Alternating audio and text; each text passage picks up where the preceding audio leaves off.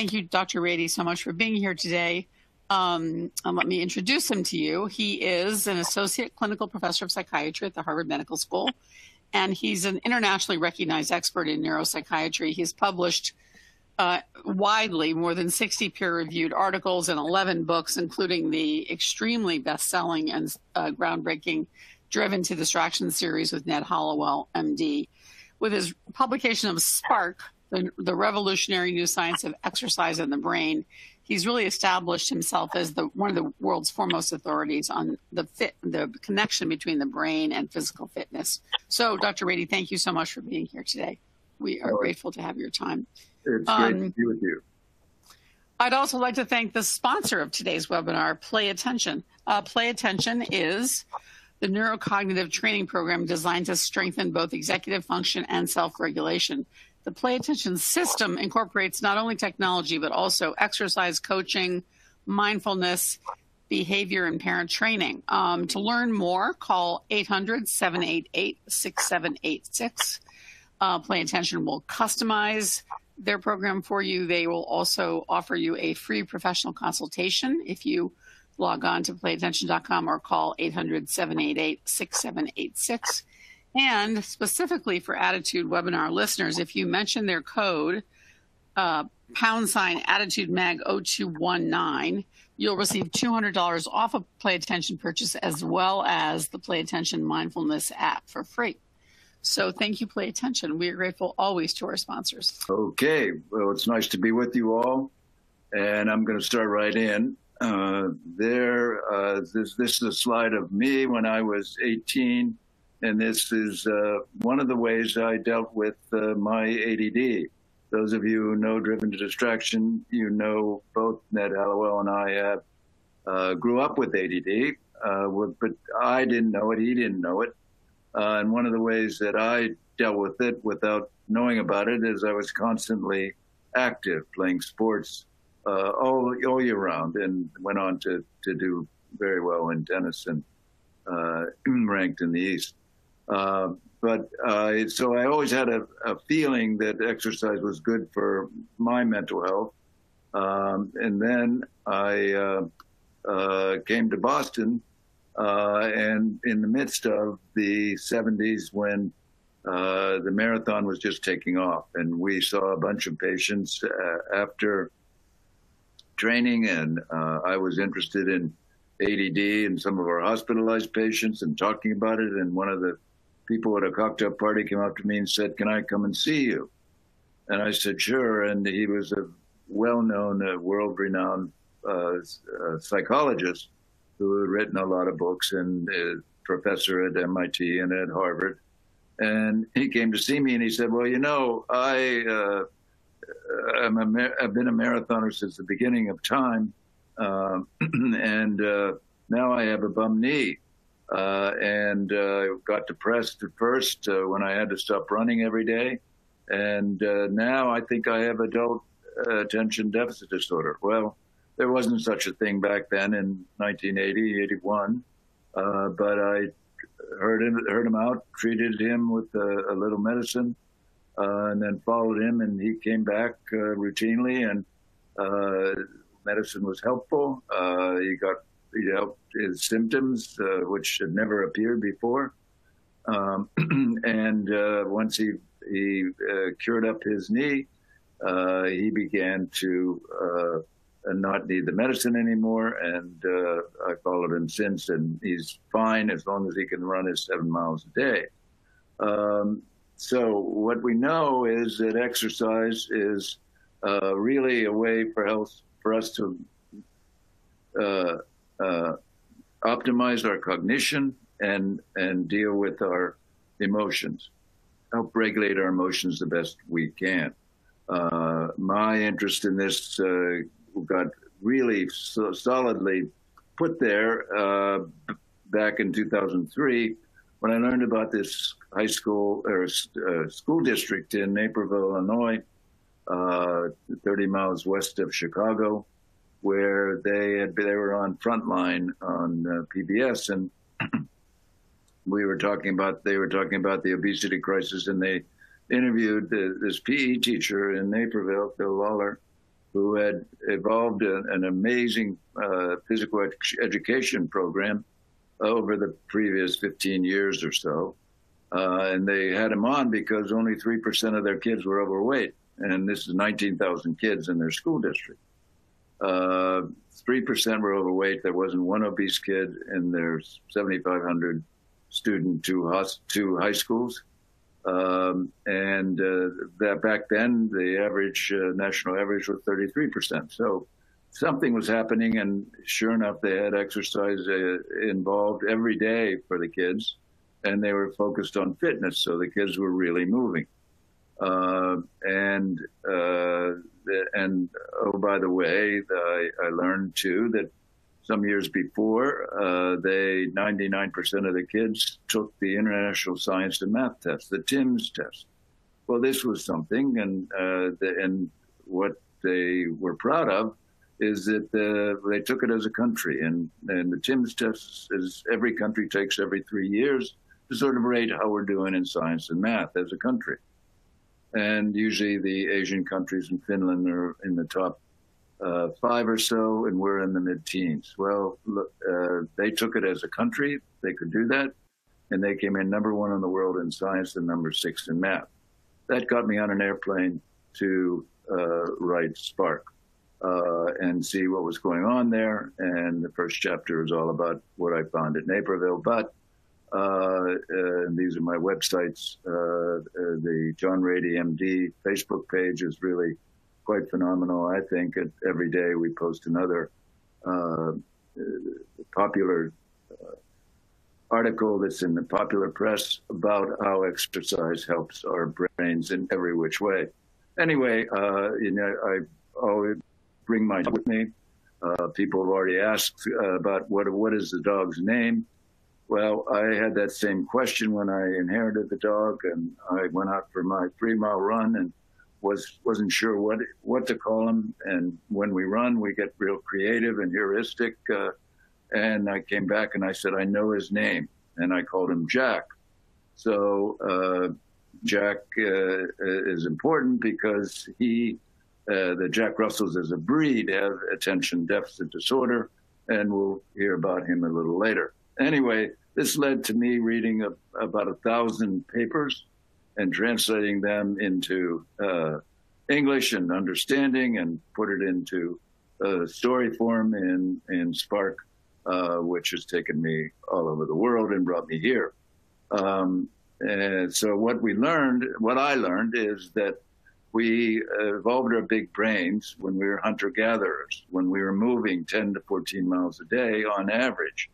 And what we see in front of the red splotch there, which is the motor cortex, is the frontal lobe, which grew in that 6 to 8 million years when we were hunter-gatherers, when we were moving so much. We added on this part of the brain to move better, to move best, to predict, to understand, to evaluate, to organize, and to help reduce impulse intrusion or distractions.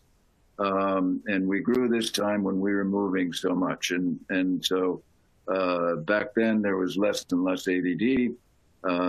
Even back 50 years ago, there was less, certainly less diagnosed, but certainly even less evident, because we were moving so much in our world, and now we're not moving much at all. Anyway, we know that this is really, really important. This is a look at some of the articles that have come out over the past 15, 20 years on exercise and its effect on the brain. You can see it just has gone up and up and up because people recognize and realize that exercise is one way we can really make our brains work better. As well, there's a lot of evidence showing that exercise improves our ability to think, remember, and use our brains as best we can. So this is a graph of the articles out there on exercise promoting cognition. Now, what we know is that exercise, when we exercise, what we do is we release a lot of neurotransmitters. because we use a lot of our brain cells. As you recall, the frontal lobe is mainly about helping us move better. And when we exercise, we get more dopamine and serotonin, norepinephrine in our synaptic cleft, which is exactly what our stimulants do for us. It helps us get more of the neurotransmitters that we need to make our attention system better. The next slide is a graph of our attention system. This is the way, sort of simply put, our attention system is held together. First with arousal and from our brainstem, and then up through the limbic system where we have our feeling states, and then finally up to the frontal cortex.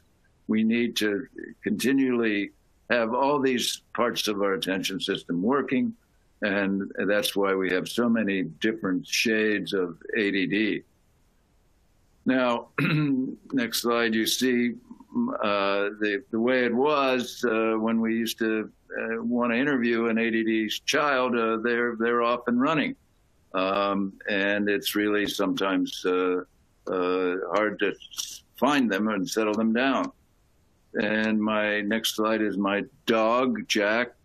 As I said, I got him, and then I took him to the vet, and the vet said, "Oh my God, you got a Jack Russell, you should put him on Ritalin right now." But instead of that, I devised an exercise program for him. And so I went on and took him outside in the back and had 3 tennis balls and had a hill in the back and threw 1 tennis ball up the top. He ran up, got it, came back down, wasn't going to drop it, but I had 2 other tennis balls. And finally, after throwing the second one up, he looked at me, transfixed. What am I going to do? What am I going to do? And then dropped it and went up and got the second one and then the third one, and then we had our game. So he did this for 15 minutes or so, and then when he was finished, he could come in and do his homework, which is really what we wanted. His ADD was,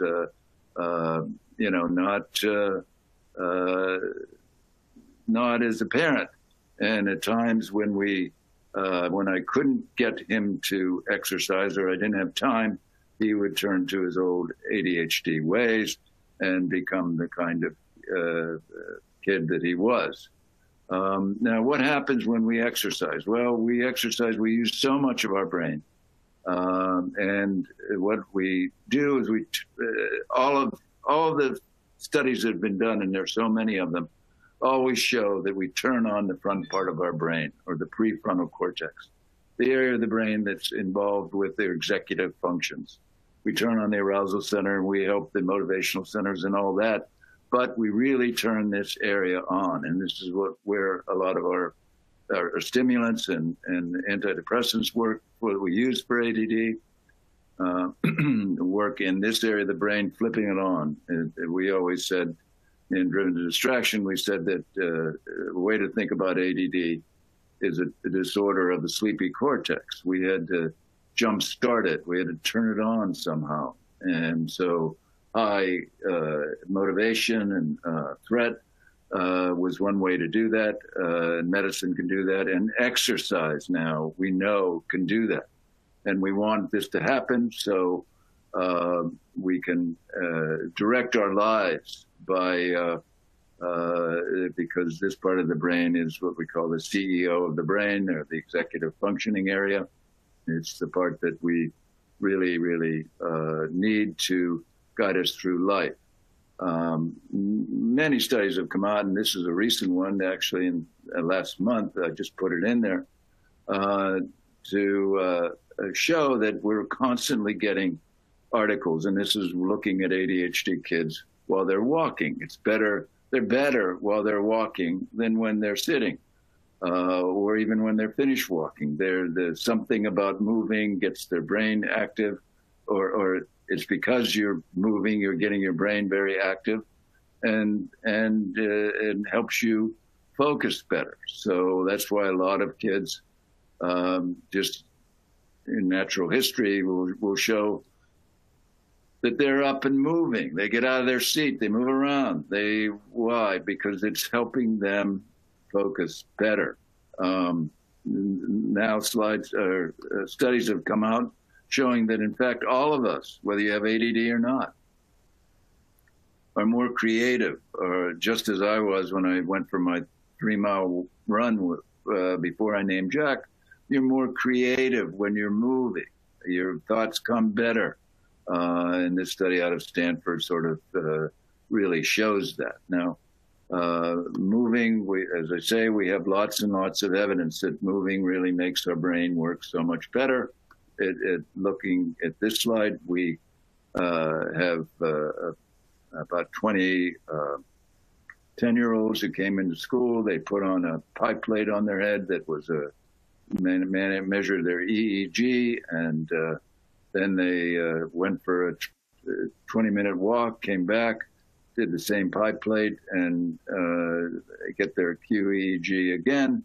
And what you see is the sort of a demonstration of electrical activity.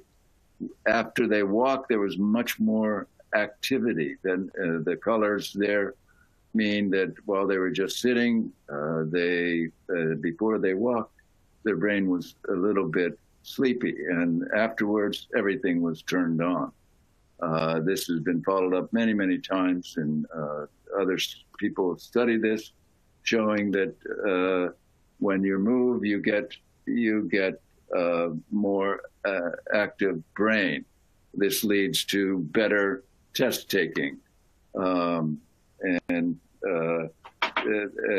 better scores and all that. You'll have to read these 3 slides, but we'll move on to this slide, which is really showing that how we evolved over 4 million years. We had the growth of our frontal cortex. You see, 4 million years ago, we had an indented forehead and an up, not such a deep back of our brain. And then after 4 million years, we had a more pushed out skull of our forehead, where we have our prefrontal cortex and the back part of our brain, the cerebellum, which is down below. These parts of the brain grew, and they're very, very important for attention. This was one of the key things of making us most human. We could attend better. And so today we're much more in love with the cerebellum than ever. We had known it was involved with balance and coordination, but we also know now that it's very, very much involved with coordinating our attention and our brain activity. And so it's come into focus. We're doing studies on it, looking at adding balance training in every way to help our kids and adults with ADD and with autism and so forth. What we know is that 35% or so of our kids with ADD have balance and coordination challenges because their cerebellum is a bit off. It's one of the areas that our medicines work, and when we exercise, it's one of the areas where it get turned on. We get more fluid. Next slide is pictures of some exercises to do to turn your cerebellum on. And this then switches on your frontal cortex and helps your attention system get more patent, get better. Dr. Hallowell and I are finishing our 4th book in the Distraction Theory series that is going off today or tomorrow to the editor finally, and it'll be out next year. But in it, we talk a bunch about balance and coordination and using these kinds of exercises to improve your focus sort of immediately by standing on one foot, by putting your heel to toe, putting your pants on one leg at a time by standing up, these are challenges that really can help turn your attention system on in the morning. Then we have a recent article about using Taekwondo, which is something we discovered in 1990 when we began talking to parents about ADD. And parents would report that when their son or daughter was taking karate, Taekwondo, or dance, that their ADD symptoms were so much better, their grades were better and all that. Now we're seeing evidence of that all the time. So we have very good data that show that exercise, this kind of exercise, is really, really good for focusing, because not only are you moving and getting your heart rate up and moving your so many brain cells involved in movement, but you're also having to learn something. You're having to concentrate and focus. Then you have the other person, and that is a whole other element of turning your brain on. And this is really what we want to make our brains function at the highest level, and especially our attention system. Now, one of the big problems with ADD is video games, and this is an old slide of back when we had a Game Boy and out of the New Yorker. It's certainly one of the big problems that we have with ADD, that more than 2 to 3 times as many people with ADD will suffer from substance abuse problem. And we make a big deal about it in our new book because it's such a problem today, not just with video games, but with the opioids and all the other ways of not being attentive or soothing the inattentive brain. So that we know that this is a major problem, and exercise is certainly one of the ways we can deal with that. As we see here, Michael Phelps is sort of the card-carrying icon of ADD land, because when he was 9, he was the Energizer Bunny in his school, and this was a problem because his mom was a junior high school principal, and that wasn't going to work. So mom took him to the pediatrician. The pediatrician said, let's put him on Ritalin, and he was on Ritalin for a while. At the same time, mom started him swimming. By the time he was 11 or 12, he was swimming 3 to 4 hours a day, and both he and mom decided that he didn't need the Ritalin anymore. And you know what happens to him when he's in training? He's fine. He's great, no problem. But when he stops training, he gets into his ADHD ways and gets into trouble with the addictive substances. Similarly, my dog Jack has a lot of addictions and is very addiction prone. So I make sure when I'm away that I have the dog walker come and give him a real good exercise time. So but there was this time I came home after being away on the weekend, and I found out the dog walker didn't show up, and he went back to his old ways. So it's something that you have to really pay attention to with your ADHD children and yourself. The proneness to addictions is really, really high, and really quite a cost to life and the healthcare system. But anyway, you need to not let yourself get into this downward spiral that happens when you begin to get frustrated and feel overwhelmed with the world and all the stuff you're trying to do. And this slide right here is an actual picture of a 24-hour fitness center in San Diego, California. But it connotes what we're about these days. We want to do things quickly and as effortlessly as possible, including, taking an escalator up to start, which doesn't make any sense, but this is the way it is. We don't have this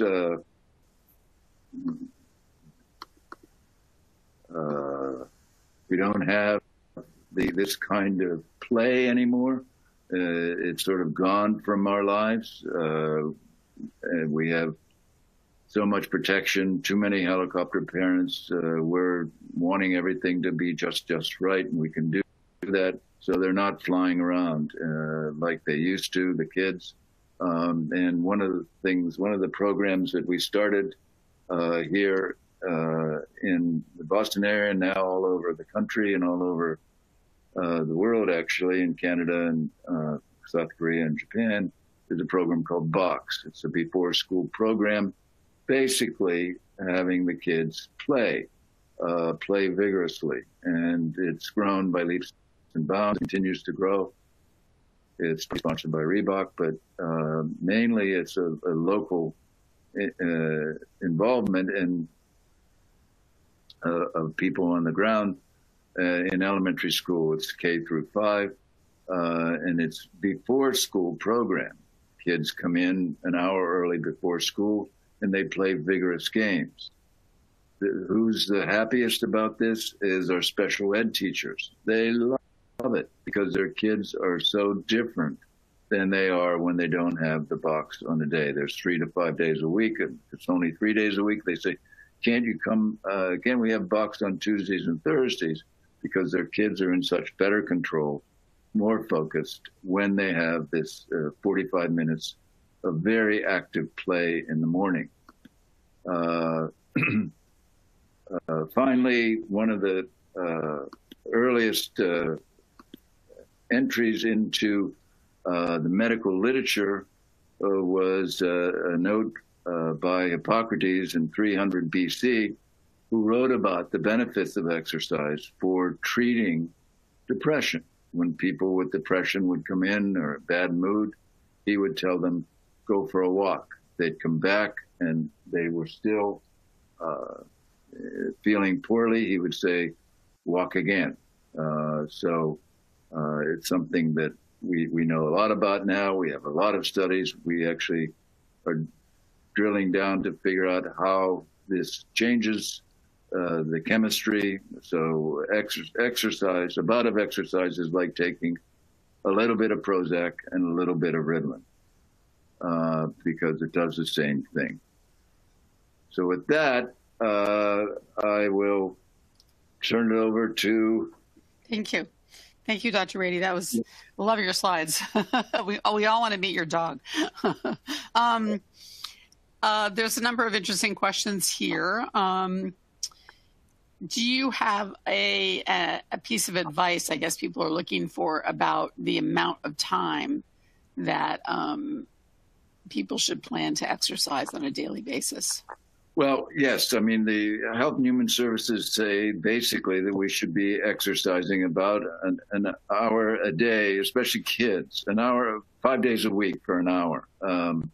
And it's a good model, but one can do brief spurts. One doesn't have to do it all at once. You should try to make your life revolve around moving more. One of the stories in our new book is about a gal who I was seeing a mom, and she said, my daughter I don't think she has ADD, but she's in 3rd grade, and every time she sits down to do her math homework, she throws a tantrum. So I said, well, why don't you have her jump rope for 5 minutes before she sits down? Well, she did, and I got an update on her a couple months ago. She's 24 now. She's getting her nursing degree. And on the way, she eventually was on a regional jump rope team and competed all over the United States, but is able to do her math and her physics, and but always brings her jump rope along, because just that quick burst of activity will turn your brain on. But, you know, and people want to know, well, how long does it work? How long does it last? How long does this burst last? Well, it depends on how long you do it and how intense your exercise program is.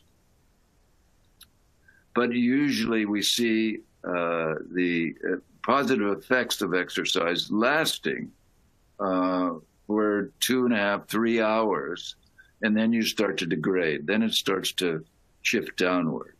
So you should, and that's why we say for everyone to try and exercise in the morning before school or before work, because one, it helps boost the arousal, which is a big part of attention, and also helps you then start the day off so much better. You're more motivated, you're more interested, you're more energetic, you're more focused. And then you start to sort of tail downwards long about noon.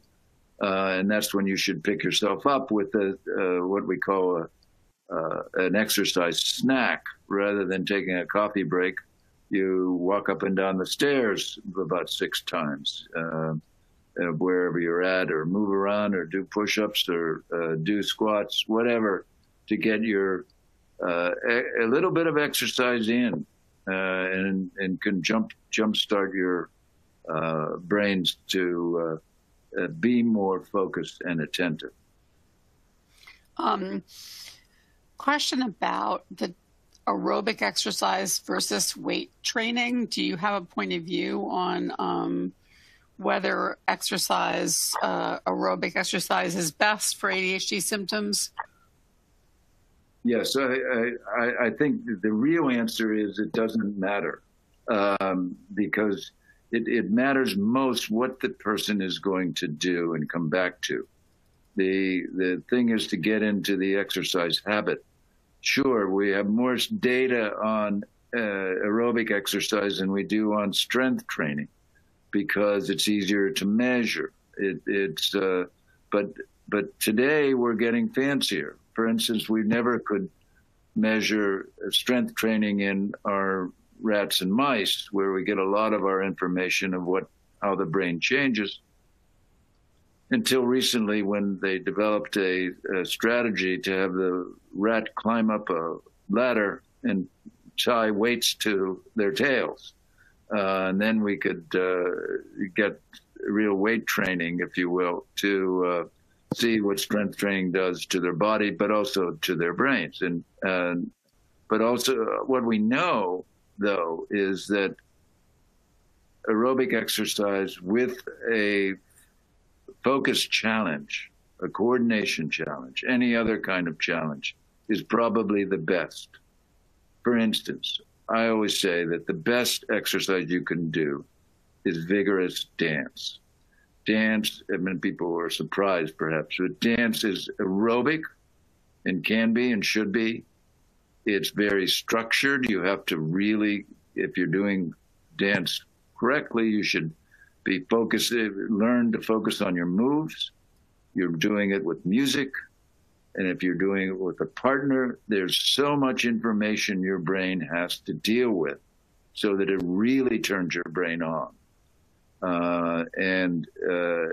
So all the kinds of exercise that we do really makes our brains click on.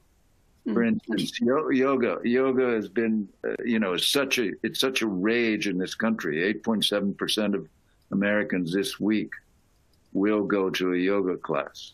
That's a huge number, right?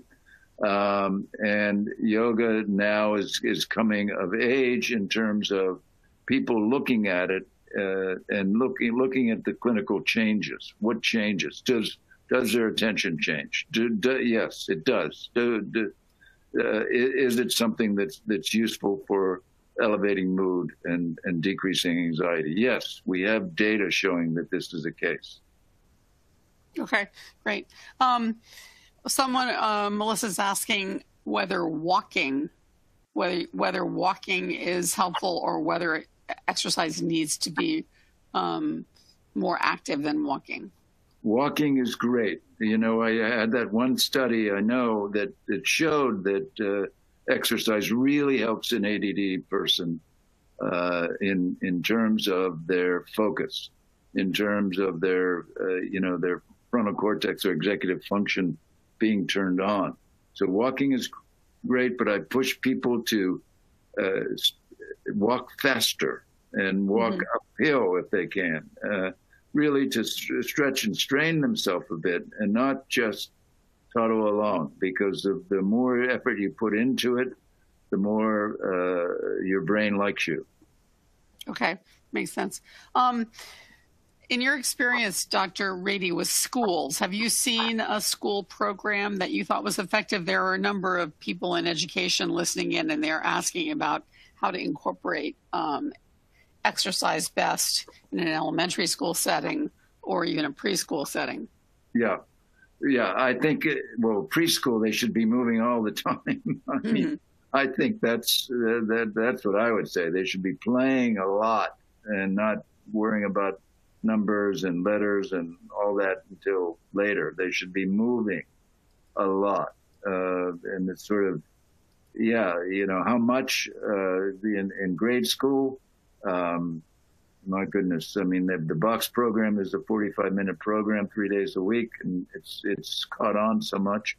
And the reward is for the student and for the teachers and for the principal, because what they do, they've shown that when they start these programs, they see a drop immediately in disciplinary referrals.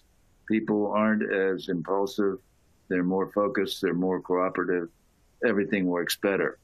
Now, one of the big areas that's sort of come on to light recently is exercise in the classroom, right in the classroom, taking 5 minutes, 3 or 4 times a day to exercise, whether it's just getting up and doing jumping jacks or stretching or squats or turning the music on and dancing for two minutes.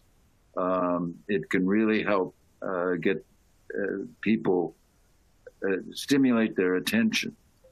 One of the great stories is about Finland. Finland is always in the top 3 or 4 in all the tests from country to country of their students on science and math and all the subjects, PISA tests.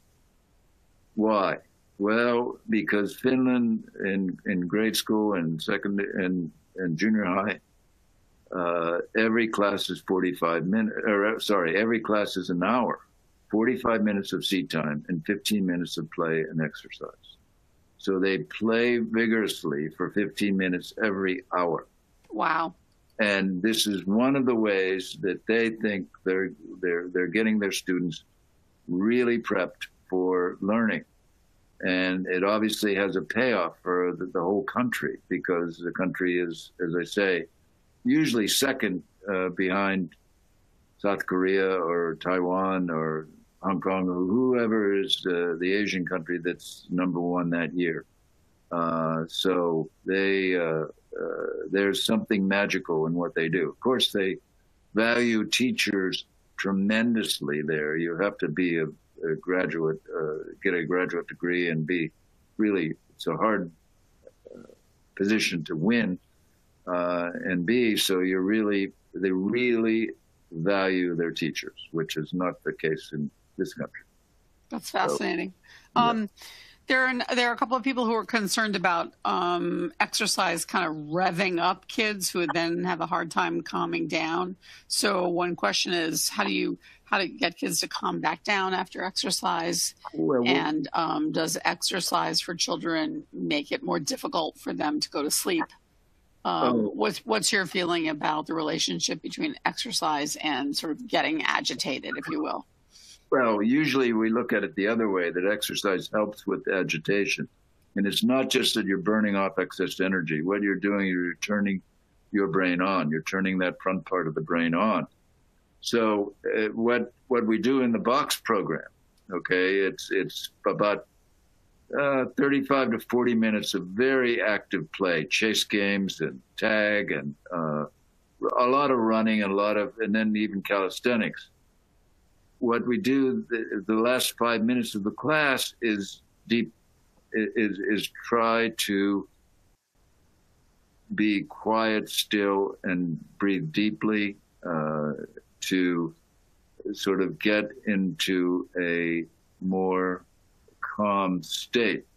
Now, the other side of that, or another way that is couched is like, well, if you really can't calm down today or tomorrow, then you're not going to be able to do it.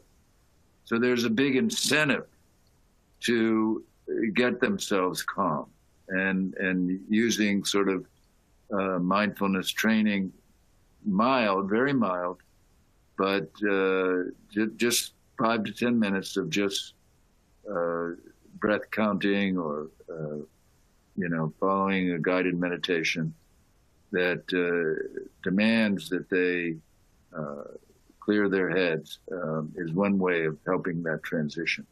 That's really interesting. So go all in on the aerobic exercise, but then have a period at the end, what you're saying, where there's a calming down and a focus on breathing and so forth.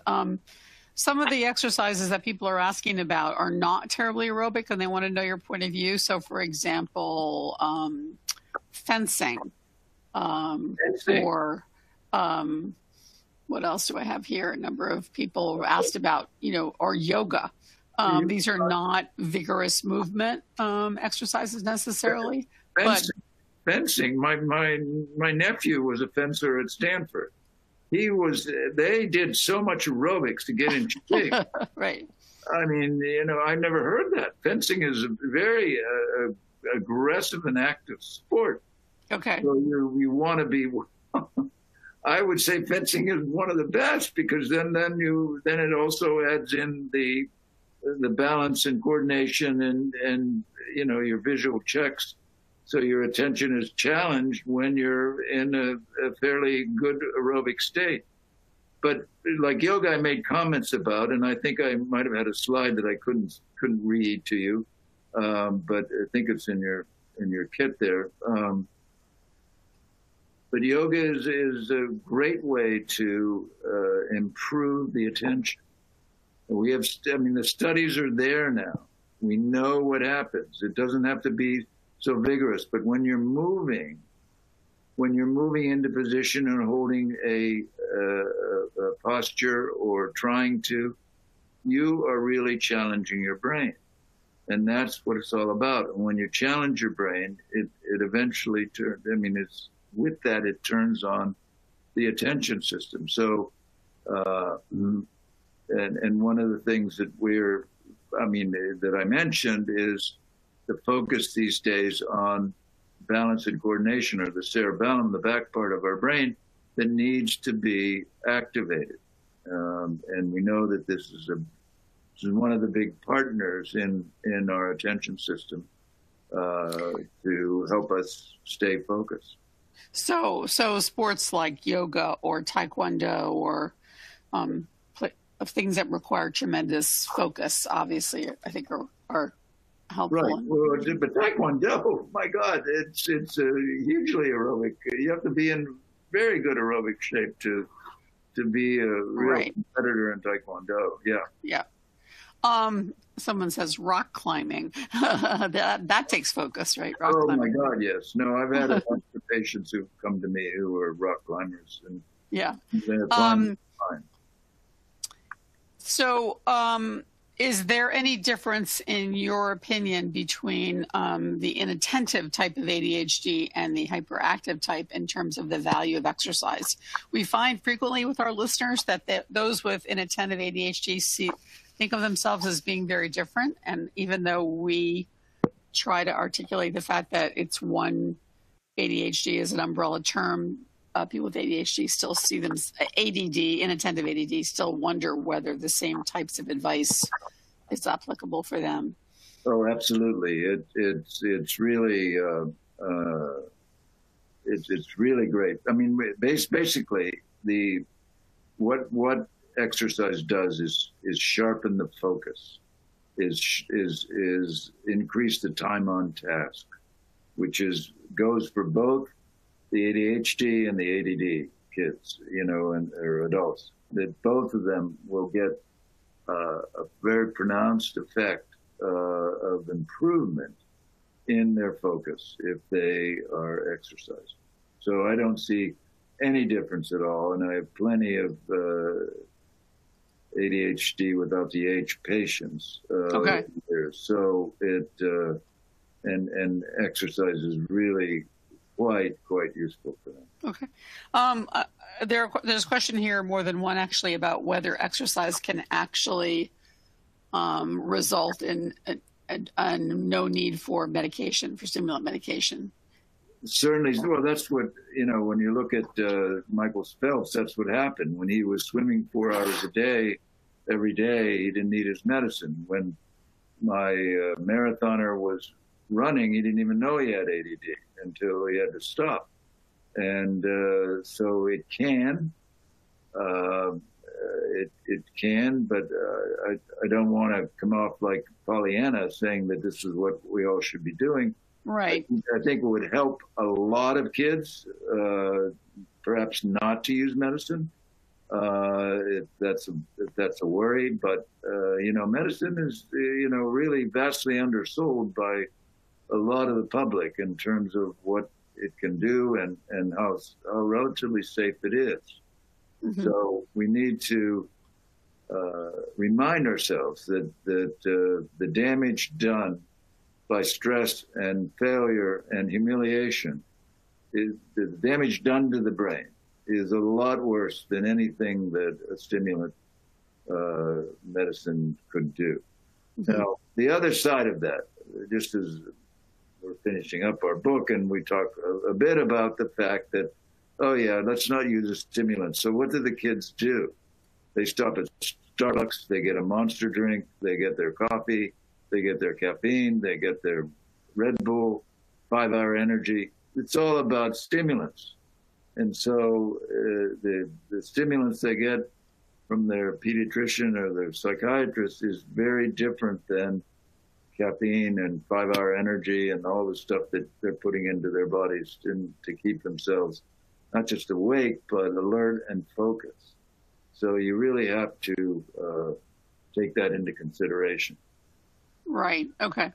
Oh, here's a great comment. I got my son involved in Irish dance, and it really helps his ADHD symptoms. That's great. Thank you for that. Yeah. Yeah, that's great, Gina. Alan said, is what you just said that the brain is damaged by if you don't address ADHD? I think that's not exactly what you said, but. No, but it is. It is. It's okay to say it that way, because why is it damaged? Because of failure, because of humiliation, and that huge load of stress comes with that, as well as the self-concept, feeling that you're a failure, feeling that you're a flop, feeling that you're defective. And yeah, when you're diagnosed with ADD and you're put on medicine and blah, blah, so forth and so on, you have that to worry about a bit, but not nearly as much as somebody who's really bright and who's really not functioning, or not functioning near where they could be, and they know it. Right. Okay. So there are a number of questions here relating to motivation. So a number of parents who say their children don't want to exercise, don't like it, refuse to spend their time playing video games. I know this is a tough problem across the board, but do you have any suggestions for parents of kids who are exercise averse? And these sound to me to be mostly early teens. Yeah. No, it's a big deal because the addiction of the video is so intense. I mean, our digital world is so great, but it's also so compelling, and it takes us away from moving through the world and relating and connecting to others directly. What advice I have is this. I mean, usually when I talk to adults about exercise, I mean, one thing is motivation in adults. Well, the fact is adults need to pay attention to how they feel that day when they exercise. It's hard to do with a teenager, because it's hard to do anything with a teenager. but but if you can get them to sort of recognize after they exercise how much better they do, like my jump rope gal, she realized that exercise was a magic potion for her. She didn't tantrum anymore. She got through her math. She got through school very well, and she then applied it even more. And here she is, she could have been an abject failure, but here she is going to get a nursing degree. So, and only using jump rope. That's it. Wow. Yeah. Great indoor activity. Sarah says, my son runs every day after school, rain or snow, for an hour because he knows it helps him focus on his homework. But the result is that he's not getting as much sleep as he should. Where's the trade-off? Where should I be concerned? Should she be concerned about his lack of sleep? Well, clearly the running is key for her son. Yeah. No, that's a hard trade-off, because I would say less time on devices, more, and so earlier to bed. That's what I would say, but that's ideal in the ideal situation. But it's tough. I mean, we had an obesity epidemic, and we still do, but we also have a sleep deficit epidemic everywhere. It's worldwide. Every kid, every parent. I mean, your phones, your computers, they're so addictive, and we're always into, and it's a real problem. And so your kids, especially, I mean, they grew up and emerged through the digital world. They, find that soothing, find that compelling, and really takes away from doing normal stuff like going to sleep, so you come home from a busy night, or they're finally settling down, and so what do? They jump on their device to either play video games or talk to people or connect or whatever. Facebook, Instagram, all that sort of takes them away from what they should be doing, which is getting to sleep early enough. Right. No, it's really a challenge.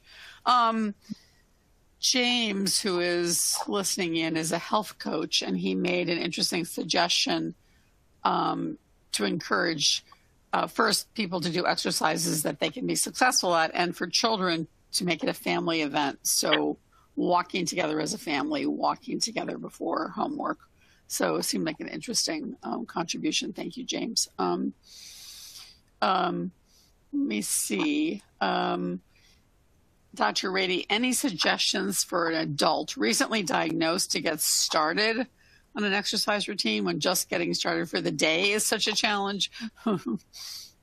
Well, that's where you need to force yourself to get out and walk in the morning. It's a great way to wake up. It's a great way to discover the world again, and hopefully get started for your day. So. And dogs are great for that, right? Oh, the dogs are fantastic for getting you moving. Yeah. But just to wrap up that sleep thought, so exercising later in the day does not. No, they've done studies looking at that. When you exercise, does it affect your sleep? If you do it with the 2-hour buffer to when you go to bed, it doesn't affect sleep. In other words, if you have your workout in the evening, that's okay. It really doesn't affect your ability to fall asleep. And the deal is, if you do vigorous exercise, you get much better sleep. You go into deep sleep, very deep sleep, and stay there longer with more intense exercise. Do you have any advice for parents who would like to make a case for their children's school that more exercise time should be incorporated? Sure. Well, all they have to do is go to Google and on the web and download some of the papers that are presented in a story kind of way and show to the principal or to their 501, whatever it is, monitor to say, look, we have evidence. There is evidence here. Go on my Facebook page, and there's a lot of articles from that are written in popular press that describe studies and show that exercise improves the ability to focus, improves grades, and so forth. So there's a lot of evidence out there, and people should go in well armed. Okay, yeah, absolutely. I'm going to have to hard stop here. Okay. Okay. Thank you so much, Dr. Ratey. This was fascinating, and thank you, everyone, for listening in